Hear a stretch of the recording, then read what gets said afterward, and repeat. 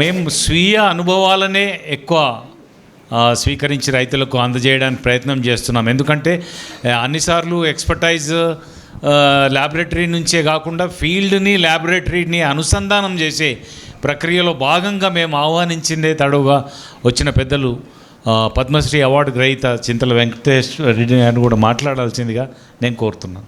వేదికను అలంకరించిన శాసన మండలి గౌరవనీయులు గుత్తా సికందర్ రెడ్డి గారు మరియు ఇతర పెద్దలందరికీ మరియు ముందర ఉన్న రైతు సోదరీమణులందరికీ,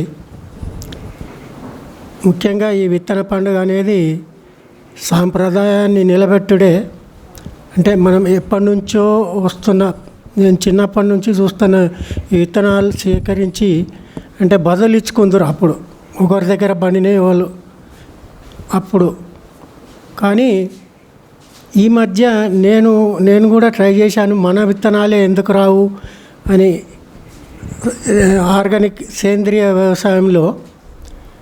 కాకపోతే 2-3 విధాలుగా ట్రై చేశాను.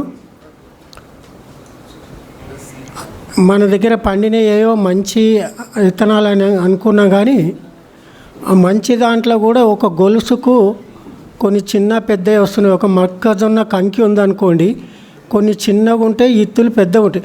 అన్ని సైజు విత్తనాలు ఒక్కటి ఉన్నదే సేకరించి దాంట్లో జల్లెడబట్టి అన్నీ ఒక్క సైజు ఉన్నది వేస్తే ఇంకా పంట బాగా వస్తుంది.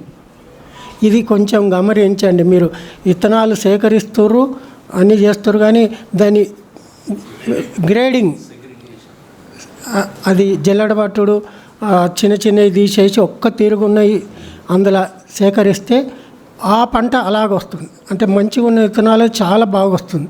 ఈ చిన్నవి అన్నీ పెద్దవి కలిసేసరికి ఏమవుతుందంటే కొంచెం ఇప్పుడు సీడ్ కంపెనీలు అంతా అదే చేస్తారు కదా, మిషన్ల గ్రేడింగ్ చేసి అన్నీ చేస్తారు. మనమేమో అది ఒక్కటే చేయలేము.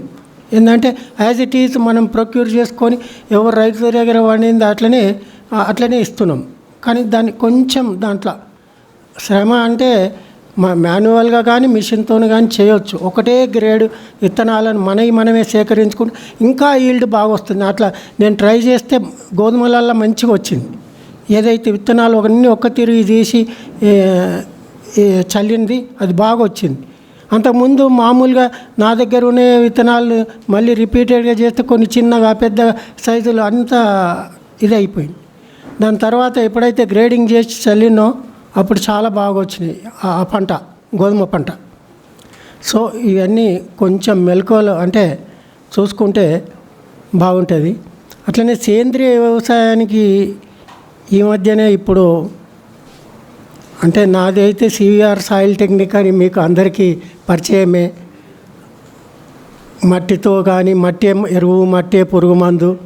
ఈ మధ్యనే వరిలో నూకలు చల్లటము, ఆ కలుపు పోవటము, ఇదంతా మళ్ళీ యూరియా లేకున్నా కానీ ఆ నూకలు చల్లినప్పుడు ఎకరాకు 1 క్వింటాల్ చల్లితే, నూకలైనా బియ్యమైనా ఏది చల్లినా యూరియా చల్లినట్టు చల్లితే ఆ నేల గుల్లబారటము, ఆ కలుపు పోవటము, ఇదంతా నాకు విచిత్రమైన, అంటే ఎప్పుడు కనివిని ఎరగంది ఎవ్వరు. మనం ఇన్ని జన్మలు ఇప్పుడు 1000 ఏళ్ళ నాటి నుంచి ఉన్నాం కానీ నూకలు చల్లితే కలుపు పోతుందా, బియ్యం చల్లితే కలుపు పోతుందా అంటే ఇది అనుభవాలు ఎట్లా తీసుకొచ్చిందంటే దైవాధీనం.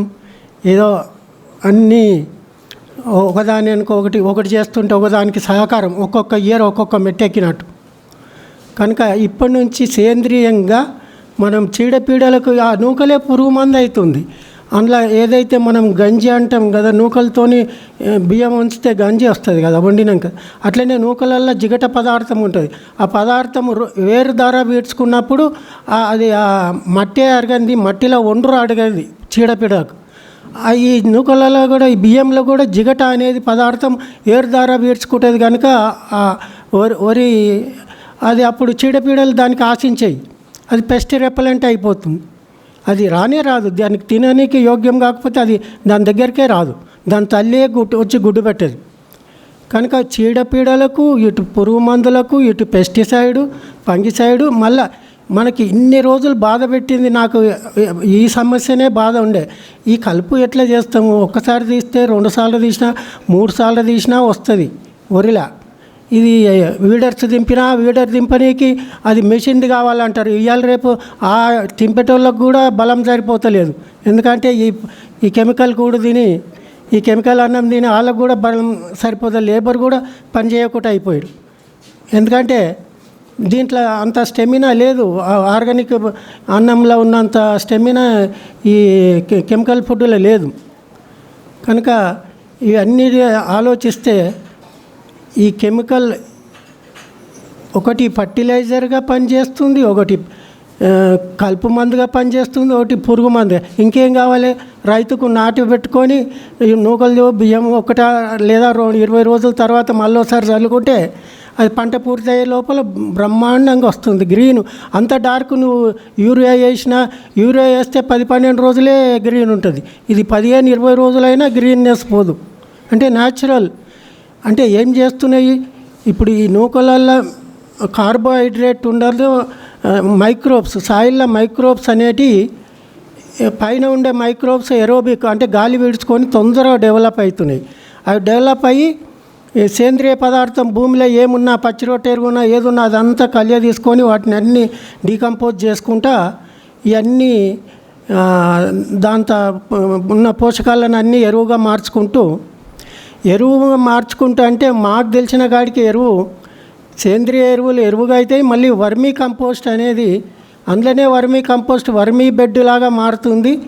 ఈ వామ్స్ అవి పుడుతుంటాయి, అందులోనే చస్తుంటాయి. వాటి రక్తము మాంసం అంతా ఎన్పీకేగా మారుతుంది.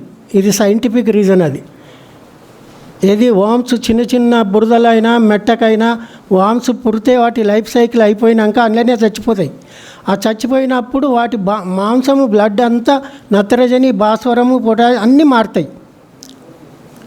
ఇది చాలామందికి రైతులకు తెలియదు, సైంటిస్టులకు తెలుసు అనుకో, కానీ ఇంకా మనం అడిగితేనే చెప్తారు వాళ్ళు. ఇది రైతు వారిగా ఏమవుతుంది? నేను నూకలు చల్లితే వామ్స్ ఎక్కువ వచ్చినాయి, నేను గడ్డేస్తే వామ్స్ ఎక్కువ వచ్చినాయి అనుకోండి. వామ్స్ కాదు, ఫస్ట్ మైక్రోబ్స్ వస్తాయి. మైక్రోబ్స్ తిననీకి వామ్స్ పుడతాయి. ఆ మైక్రోబ్స్ మన కంటికి కనిపించాయి, ఆ వామ్స్కే తెలుస్తుంది దాని ఆహారం ఏందని. ఇది వానపాములకు. కనుక ఇవన్నీ రైతులు అందరూ గుర్తుంచుకొని ఇవన్నీ ఆచరిస్తే సేంద్రియ వ్యవసాయము దీంట్లో ఎంతైనా ఫలితం ఉన్నది. అంటే మీరు ఎంత వేసుకుంటే అంతే ఫలితం. ఆడ క్లైమేట్ ఒకటి మంచిగా ఉంటుంది. భూమాతకు ఇప్పుడు కలుషితం చేయని అవసరం లేదు. భూగర్భ జలాలు కూడా కలుషితం కావు. ఎందుకంటే ఇంకోటి, ఎంత వర్షాలైనా నీళ్లు కిందికి వెళ్ళిపోతే గ్రౌండ్ వాటర్ అనేది స్టోర్ అవుతుంది. ఇప్పుడు ఈ వానపాములు కిందికి మీదికి తిరగటంలో లూజ్ అయ్యి నీళ్లు కూడా మంచిగా లాగేస్తుంది. అదొకటి. ఈ అన్నము వరి కోసిన తర్వాత ఆ మట్టి వాసన చూస్తే నేను ఎప్పుడు ఈ 75 సంవత్సరాల ఏజ్లో ఎప్పుడు బురద మట్టిలో కమ్మటి వాసన చూడలే. కానీ ఇప్పుడు ఈసారి ఈ నూకలు చల్లిన తర్వాత బురద మట్టి చూస్తే కమ్మటి వాసన వస్తుంది.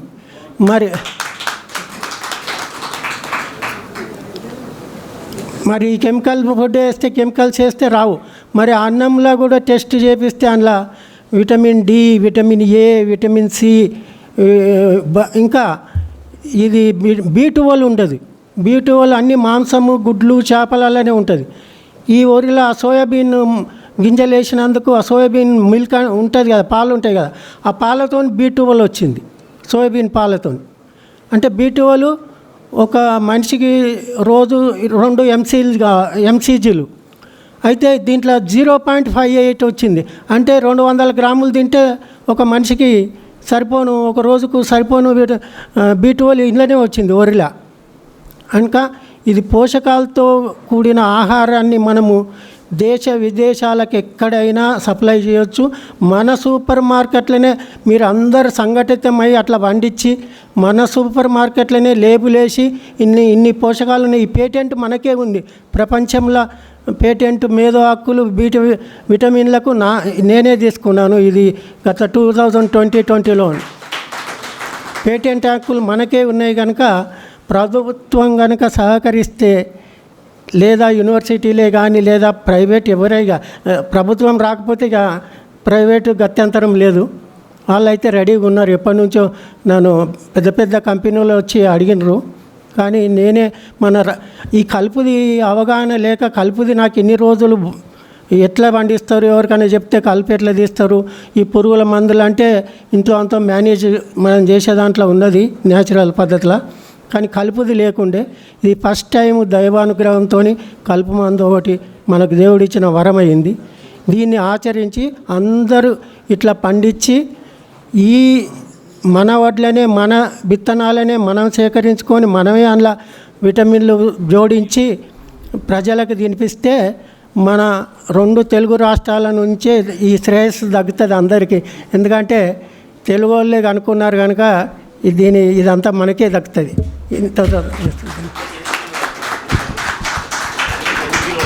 ఇందాక చెప్పిన కదా 100 కిలోలు ఒకటి నాటు పెట్టంగానే 100 కిలోలు 20-25 రోజులైనాక మళ్ళీ 100 కిలోలు సరిపోతుంది కదా దాని పంట. Thank you sir. మీ స్వీయ అనుభవాలను షేర్ చేసుకొని అది ఎంతో ప్రేరణ కల్పిస్తుంది. మేము భవిష్యత్ కార్యక్రమాల్లో కూడా ఇంకా 1 గంట సేపు సెషన్ నుండి క్వశ్చన్ ఆన్సర్ సెషన్స్ను కూడా నిర్వహించే కార్యక్రమంలో మీ విజ్ఞానాన్ని మేము వినియోగించుకుంటామని చెప్తూ మరిన్ని అప్డేట్స్ కోసం బ్యాక్ టు రూట్స్ యూట్యూబ్ ఛానల్ని సబ్స్క్రైబ్ చేసుకోండి.